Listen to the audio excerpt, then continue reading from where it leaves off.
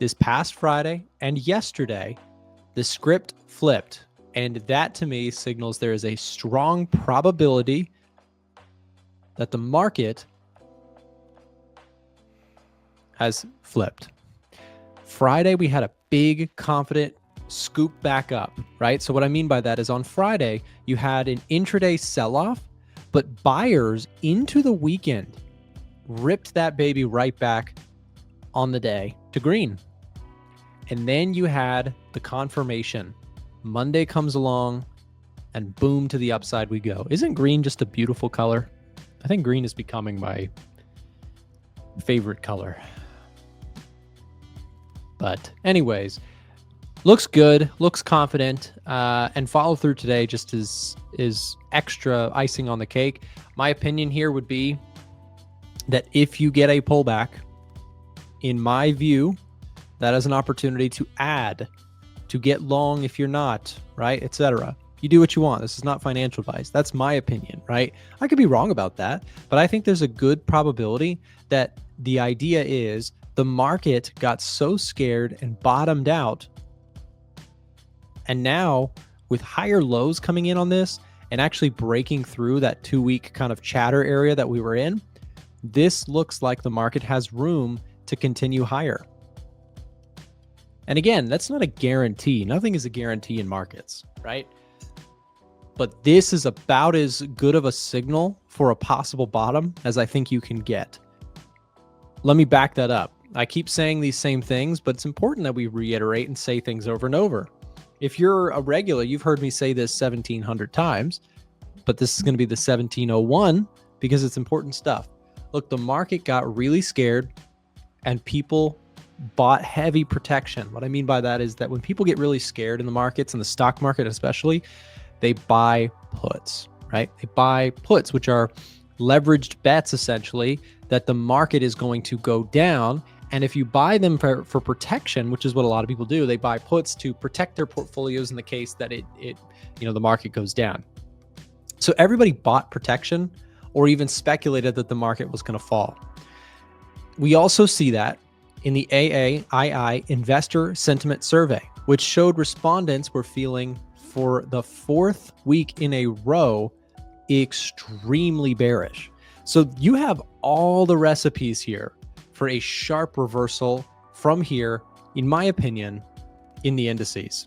Bullish positioning I have on indices looks phenomenal, but I'm actually looking to add more. So what I mean by that is I'm looking at the NASDAQ, and if you do get some pullbacks, I'm going to probably add more positioning to my bullishness in the stock world. So really confident signs, in my opinion, that we've seen a low for at least the time being. And it would take some serious escalation on the tariff front to really get this market to crumble back through those lows. Could it happen? Of course it could. That's the fun part, I guess, or the not so fun part, depending on which side you are of it, about markets, is that nothing is for certain. Everything is about educated guesswork. I say that every day on my channel, but it's really important that we know the difference between knowing, quote unquote, what the market's going to do and making an educated guess.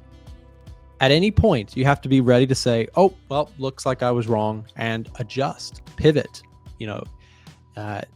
Nobody wants to admit they're wrong in the world, right? Everybody wants to be right, which is understandable. But in markets, it can be very rewarding to take a hard look at when you have an idea and say, look, I was right, or look, I was wrong. It's really, really a powerful thing when you start to accept, like, look, if this market tanks through the lows, I'll get some teasing comments, Nick, you idiot, haha, see it went down. And I'll say, yep, you're right. And I'm going to move on because I care more about my P&L than I care ultimately about being quote unquote right. Like, I know what I'm supposed to do in this situation according to my rules. We have put in higher lows here. We've broken key resistance. I am supposed to be long, especially when the edge finder shows contrarian signals, giving me a bullish reading on the NASDAQ, right? I'm supposed to be looking for longs. But if this breaks down, if the NASDAQ fails out, then I'm not supposed to be in longs anymore, and I move on. Market analysis, free trading courses, edge finder data, and special offers. What do these things all have in common? They're all available for you right now inside of our free Discord. You can click the link down in the description below to join the free Discord today and get access to all of this and more. Stay up to date with all the latest trading information and A1 content. And if you want to upgrade to our Gold VIP Discord that features every single trade that Trader Nick and our other professional analysts take, you can find the links for that in the description as well. So don't wait, go check out the free Discord today. So again, ignore the noise, because there's going to be a lot of people who are getting absolutely crushed by this very small movement, right? This doesn't seem like a lot. It's not a big move up. There's people getting crushed out there. And again, the reasoning for that is because a lot of people chased puts when the market was selling off. I've been talking about this a lot in my videos recently because it is something that we observed in the put to call ratio.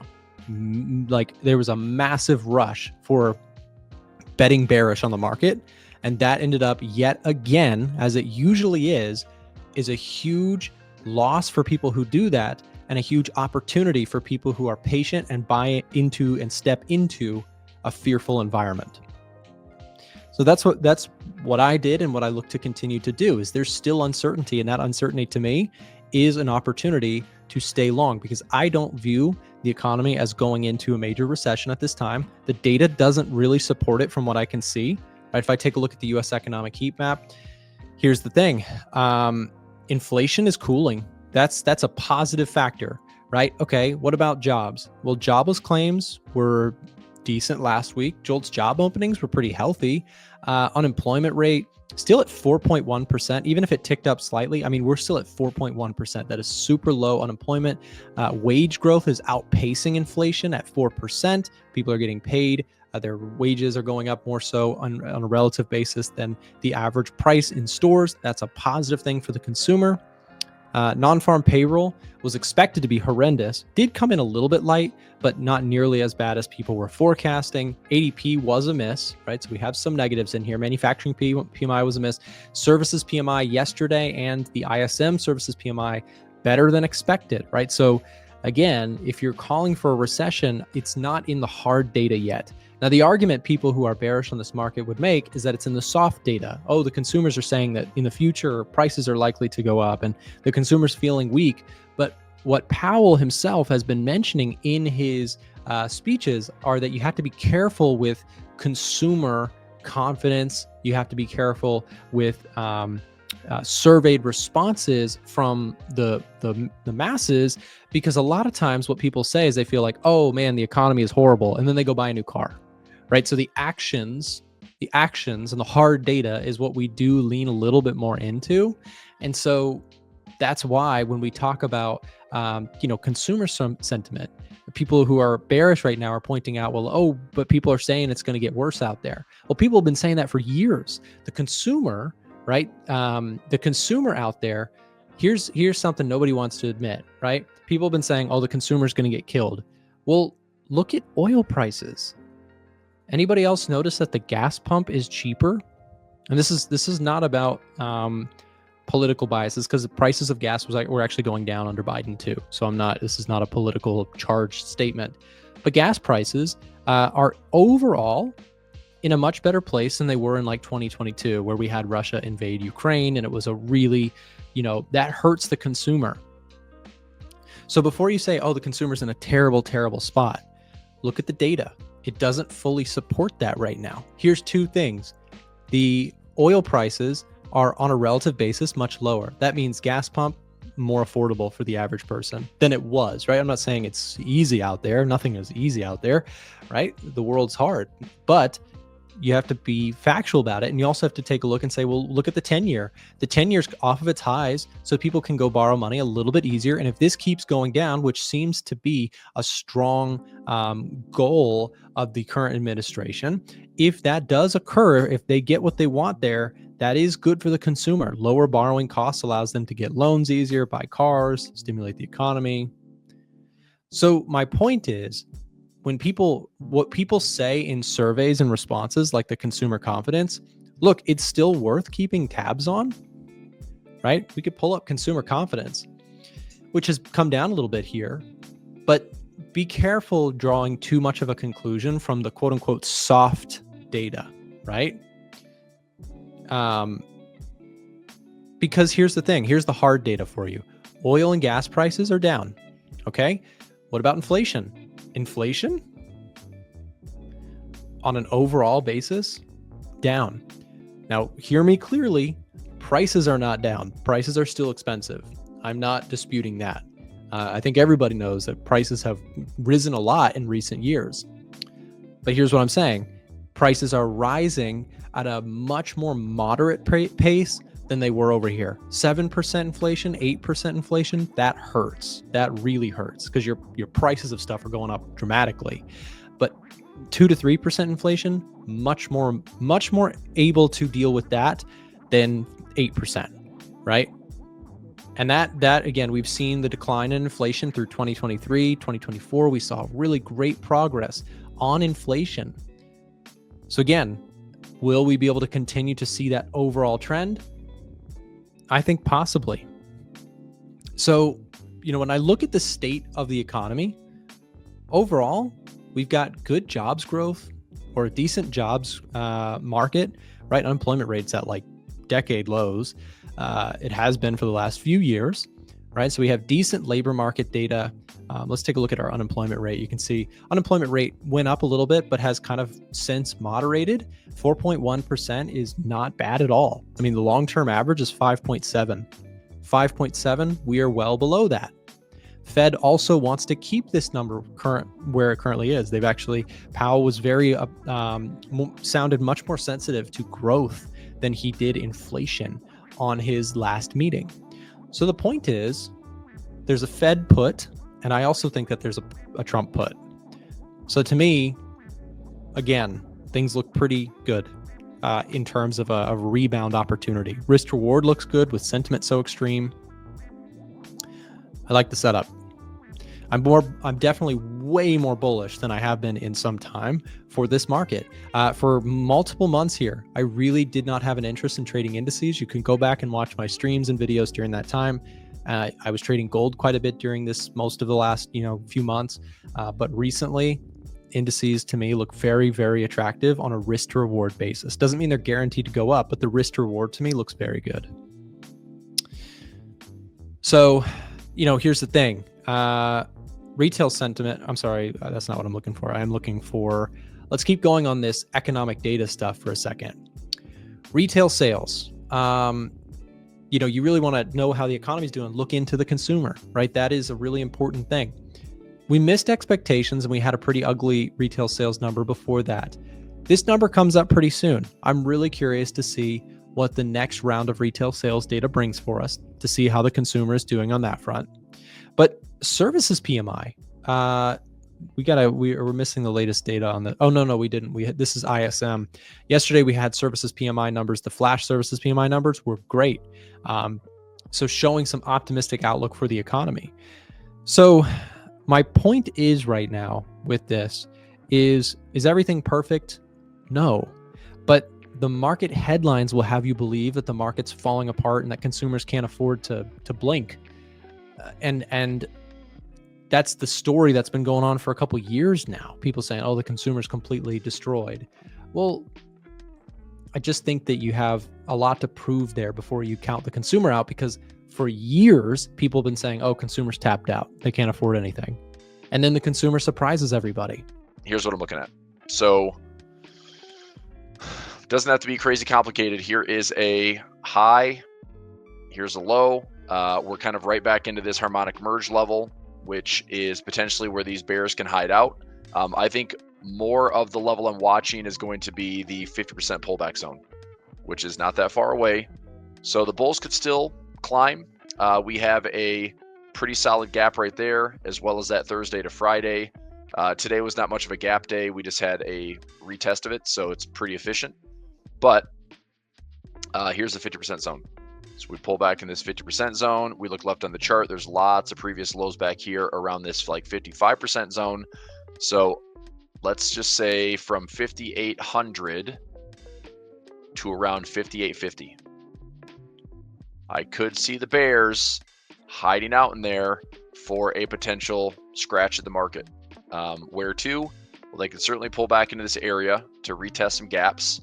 But if we're able to at least get there first, I want to kind of assess my current positions to see, are there some more profit levels and profit targets I can take if we hit that equilibrium.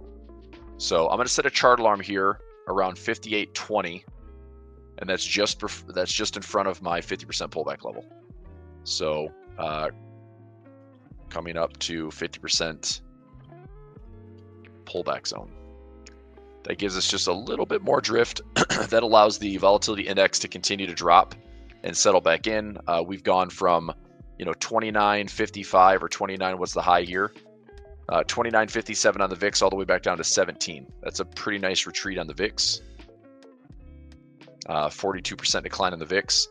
Now, if we were to turn all of a sudden and head back up, I mean, look left on the VIX. We've seen elevated VIX, but it's been settled here around the 15 or 16 handle. Okay, so going into this like 15 handle, it's like I'd love to see the VIX continue to sell off a little bit more, get us into this like 15 handle, come back into the early parts of the year where we had, it's certainly not 11 VIX, it's not 12 VIX, but having a slightly higher like 14 to 15 VIX would make some sense. So if we can just push a little bit lower on VIX, get back into the 15s, that would kind of reset this instrument, which I think would make some sense. So hopefully there's a little bit more downside in the VIX, which means slightly more upside in the markets. All right. So let's go a little top down today. Let's go currency strength. I'm curious how this changes for the week. We've had 4 pretty terrible sentiment readings, which is, I've said this many times, but sentiment is not necessarily a signal, but I think it was a wise play to be taking some bites, taking some nibbles in the markets as this did sell off and we had some terrible readings. You had, for the first time in many years, you had the Dow, the Russell, the NASDAQ, and the S&P all hitting oversold conditions. You had sentiment readings that were as bad as bear market territory like we saw back in 2022. You had the volatility index up at, inside the 10 percentile of volatility highs. Nearly hitting 30. It's like usually something happens around 30. You can either have like that one-off spike above and then a hard reversion, or from elevated high 20s into 30s, it's like the market usually fades.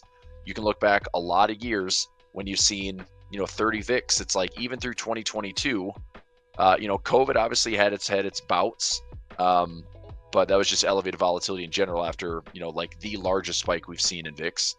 But yeah, when you're in like the 30s, selling premium is pretty good. Here's your volatility event in December 18. Here's your volatility event in January, February of 18. Those were one-off, coming off of super low volatility. Then you're coming back into 2015, 16, where the market actually had like a 20% correction. But you can see just how this instrument is a reverting instrument. What I noticed on the VIX term structure yesterday is we did return to contango. So now the risk is further out. Instead of the risk being where this VIX term structure is higher volatility in the near term, this is now back in where it kind of typically shows, which is contango versus backwardation. So that's that. It's like all things are kind of returning to normal. I don't think we're done. I don't think the bears are done. I think the bears are potentially lying in wait, and we're going to find out where that is. But that's why I said, to me, this is like that 5,800 handle, 5,850 handle. If the market can just drift up a little bit higher, I think that's great. I don't think there's really any major catalyst to turn the market this week. I don't know what would be okay, let's look at the calendar. Today, pretty quiet. Tomorrow, durable goods is medium impact, and none of this really matters, I don't think. Unemployment claims, final GDP on Thursday, maybe. But if it's positive, maybe that's that final little push to the upside before core PCE on Friday. So I think if we don't have a lot of disruption, maybe Thursday, Friday, the market's like, okay, bulls have had their fun, bears can come back, but I'd almost expect to see the news in line with something bad. We'd have to have higher unemployment claims. GDP would have to be a pretty big miss.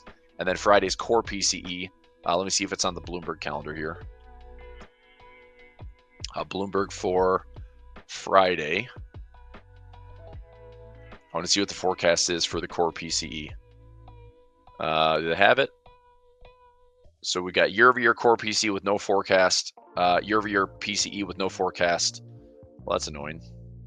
Personal income, personal spending. Month over month forecasted at 0.3 to stay the same. All right, core PCE.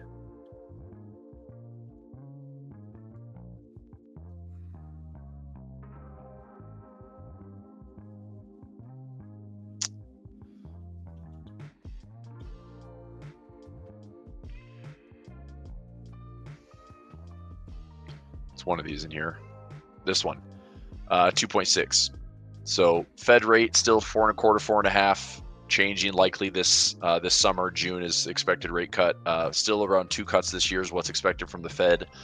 If core PCE is the same or slightly lower, that's probably a good thing. If it's lower, that's probably a good thing. Let me take a look at trueflation for a second. Okay. So we're going a little bit higher. I mean, is it unreasonable to think that, you know, the Fed's 2% inflation target is going to be nearly impossible? I think if the Fed would just say that we're willing to tolerate, it's no longer like, you know, 2% inflation target, 2% inflation target, but rather 2 to 3%, 2 to 3%. Like they're clearly allowing it. It's like, you know, they're being more reactive when it comes to higher inflation. They're kind of hoping that things just naturally take their course, but I just think we're going to be in elevated inflation territory for longer. You know, 2 to 3%, I would say is manageable. It's not super scary, but it's just so far off from what the Fed is telling the market every single meeting, every single FOMC minutes report, every single Fed.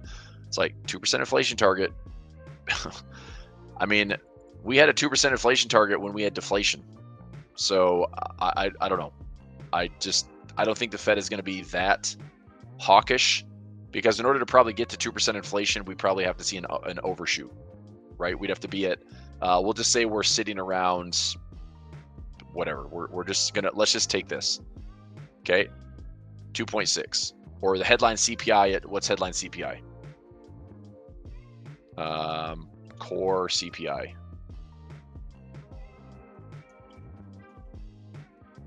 So core CPI, 2.2. That's core, so you exclude food and energy. Okay, headline CPI, US headline CPI, 2.8%. Okay, so this right here is going to get down to 2%. We're a long ways away from that. In order to get there, Fed has to not cut rates. We probably need to see a slowdown.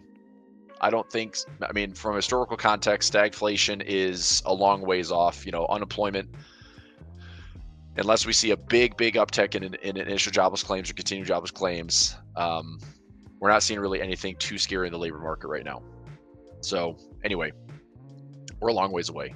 So this is what I'm talking about. The Fed, you know, maybe for 2.5% can say, okay, you know, things are going well, but as long as we're less than 3 and we're trying to target 2%, like, okay, have a realistic conversation of where things are at, because there is a cycle of inflation. It can't just be inflation just goes straight down, right? I mean, we've seen it. You can see the Edge Finder tool. If you go to CPI, any of the inflation data, I mean, you can see from core PCE to PPI to CPI, a lot of the inflation data has been very sticky. So we are in the same area since literally, you know, summer of 2023. Okay, sideways, a little bit lower, trended higher. We're sideways again. The histogram is finally improving on this one data point. Hooray, we finally trended lower for 1 month. But we're really no different a year later. You know, a year and a half later, honestly. So not that great, but the narrative isn't changing. So, I mean, inflation does improve if the economy is slowing down. The 10-year yield, I think this is also going to be something sticky, and just quick conversation on this. We'll do top down, but, you know, not going here is probably good. Not going here, you know, I'd love for the 10-year yield to drop. I really would. But I think in order for this 10-year yield to drop, we would have to see a bigger decline in stock market, more risk-off trading, and probably consumer spending freeze and potential threat of major slowdown. So I think that as much as the 10-year, the government may want this. I mean, sure, consumers want this. I'm sure like any type of refinancing coming later this year wants this. I want this as, closing in a house in a month or two. I want this to be as low as possible. But I think in order to get this lower, the only way we made progress on this 10-year yield is by what happening. We made progress on this 10-year yield by the market falling hard, fast, and so in order for us to get another significant chunk out of this 10-year yield, you're going to have to see a bigger stock market decline. So I don't know if we're going to get that. If this market's like, hey, the bottom is in and we're going to go back up to, all-time high, maybe. If we get back to all-time highs, this 10-year yield's not going to go lower. So I think the reality is like we have the high for the year in early February. We put in our intermediate low just these last couple weeks, and that 10% swing, I'll just talk SPX for a second. So that about 10.3% swing. If the market finds equilibrium and can't quite break highs or lows, okay, well, then this is going to stay right where it is. And it's, it's not breaking the bank, but it's certainly not getting better. So maybe that's our normal. Maybe this is just an absolute grind fest for the next maybe 30 to 60 days. Now, seasonality wise, having a high, having a low, the market starts to pick up and we can kind of, fight through Liberation Day and the tariff talk is a little bit softer. Maybe the market takes that as a good thing and we do get to all-time highs again. I'm still pretty darn cautious that all-time highs don't have a ton of momentum behind it. So I'm going to reallocate, rehedge. Yesterday was a really active day. I'm now up to around just shy of 50% of my portfolio is now cash, which is good. That's where I wanted it to be. So I mean, I've got plenty of cash to deploy, trades to close up for more profit. Positions are looking fine, but I want to be still defensive. I want to be cautious. I want to have cash at the ready in case we have other volatility events. All right. So as much as this to go lower is going to be very difficult, I think at the same time, this would be the most frustrating if the 10-year goes higher, because this could be a good run for the market. Like the markets could go higher, assets could appreciate, but then we get into a bubble. And that to me has bigger implications, ramifications, and consequences that all of a sudden, like this move for a correction is not just a 10% buy the dip. This is a 20, 25, 30%. Holy shit, we're in a market correction. Right? Like that's my bigger concern, is that we get into another bubble situation like we had in 2019 that crashed in 2020, like we had in a deleveraging in 2022, and it doesn't stop at 20%. It doesn't stop at 25%. Like, I mean, I put this in context and then we'll do some more analysis here, but let's just go perspective. Let's go summary.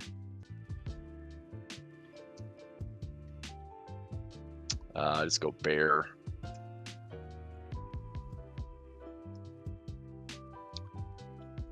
Is it drawdown? S&P. There it is, drawdown perspective. Here you go.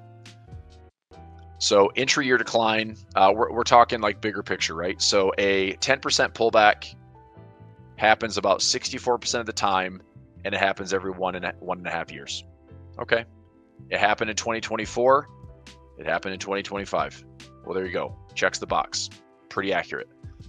I'm talking about the bigger stuff that's way more painful, but this pain, by the way, 15, 20, 25% pullbacks, they happen very infrequently, right? Anything higher than that, obviously very infrequently, but realistically, a 15 to 20% pullback every 2.5 to 4 years, we're kind of coming up on that, because the 20% pullback last time we saw it was 2022, right? So is it spot on where it's like, okay, 4 years, let's get ready for it? I mean, obviously it doesn't have to happen, but if our last 15 to 20% pullback was 2022, and we have another one, let's say late 2025 or into 2026, I mean, it's not a high probability, but when it does happen, it typically offers up really good opportunities to be braced for a downside move and also positioning for the ability. So, you look at like Warren Buffett saying is like, don't time the market, you can't time the market. Well, if you're paying attention, it's not obviously easy to time the market. But what is a little bit nicer is like having some cash at the ready, where if you do have this correction, man, it's nice to have the cash ready to deploy at these bigger correction levels I, for one, like to sell a bunch of premium during this time when the volatility is high, and a lot of those trades work out very nicely. But also going out far enough where you can kind of position for the market give the market time to find its lows, give the market time to bottom out. And you got to, you never know how quickly the market's going to recover, right? A lot of times this market has been spoiling traders with this: a correction by the dip, a correction by the dip, right? A 10% slide. Even this, look, we bottomed out 10%. We had a couple days of indecision, and then we had a gap. And then from there, it has been going higher. Like, this still is barely making traders wait, right? This is a lot different than in 2022 when we had down and up and down and up and down and up and down and then down again. Okay. And then it finally bottomed out over here, but it took months to then carve out that low. That is a lot different waiting game and experience to be patient on the 10% pullback level, 20% pullback level. That's harder. It's way harder. But you got to be picture like, 6 months out, 12 months out, see the light at the end of the tunnel, and yeah, the market can get through it. But I just think it's amazing how traders have been so instantly gratified by V bottoms. It's crazy. But that's what the market's been giving us, and these cycles are happening faster, and it probably will continue to offer that with zero DTEs and this combination of, institutional buying and retail buying, and you can do it every single day. So what does that do? It just makes things move faster. I've been waiting for entries, and I finally got some. Similar to Nick, I took an entry on the euro. Now, I was very cautious on this one because with a really strong market like this, when there's a lot of momentum, it's really sometimes every little dip gets bought into. And so ideally, I was waiting for a dip maybe down here. But when I saw that this consolidation area was, kind of forming, then I thought to myself, well, buying at the bottom of the range that we're in, which is this area right here, might be a good time to maybe start buying. Now, could it go lower from here? Sure. So I went pretty small in my position, but I thought, buying at the bottom of this range, not bad. Ideally, if we just take a fib, we're not really at the 38% retracement. So that's why I went a little bit light on this position. Same thing with the pound. I didn't enter the pound at all because ideally for the pound, I think we discussed this in the last, we all pretty much agreed that this level would have been a very, very nice level at this 38 or this 50% retracement level.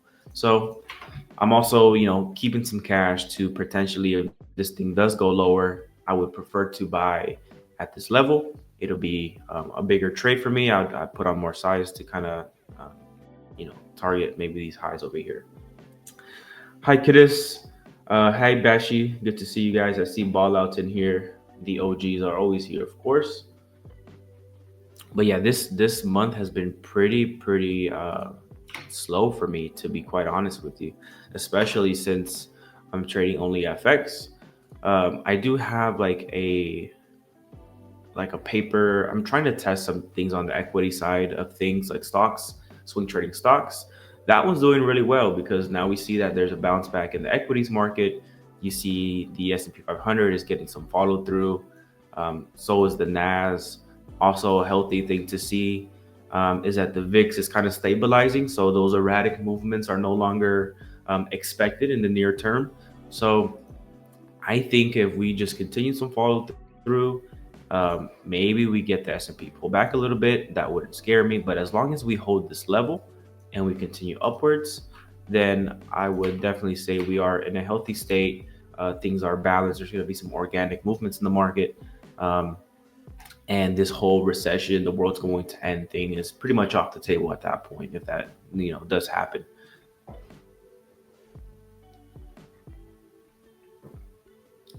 We're back. Our Lambo Allen, no thanks. Consumer confidence coming in soon. So I believe, it's going to come in lighter than expected, but I'm curious to see how the market's going to take that. We know when there's a lot of optimism and momentum, sometimes the market can ignore certain aspects, like certain news events, and continue. But we'll see how this one reacts. I know we have it in about 7 minutes from now. and I'll be on to watch that. I could put it up on my screen if you guys would like to get the numbers live, and then we can go over it together. I guess what I'll do is, I know you guys like looking at the multiple markets, so I'll put that on. One thing I will say, my Swiss yen has been taunting with me. So I was in this position pretty light regardless, but I got in right here, and my stop loss was slightly above pretty much this swing high right here. And the first time it almost took me out, it was 5 or 6 pips away from hitting my stop loss, 5.5. And last night it was about 15 pips from my stop loss. So this trade has been not contributing to the P&L. So I think we'll reevaluate what happens if price does go ahead and, let's say, it reacts off of this. If this thing turns into support and we start pushing higher, then somewhere in this, I'll manually go ahead and take out the trade for a small loss. But I'd like to, ideally, of course, I'd like to see it kind of break this level, retest, hold it, and then continue lower. And if that's the case, then I'll just continue holding it. This is a longer term play. The Bank of Japan went ahead and said that they are, trying to hike rates. So that's the backs of this trade. Fundamentally, that's what I'm looking for. Did you know we do a live trading show Monday through Friday with guests from all over the world? To get notified when we go live, click the bell button next to the subscribe button, or check in at 9:30 a.m. Eastern Time. We have helpful, free content in the description below and on our website, a1trading.com. Thanks for watching today's video, and we'll see you tomorrow.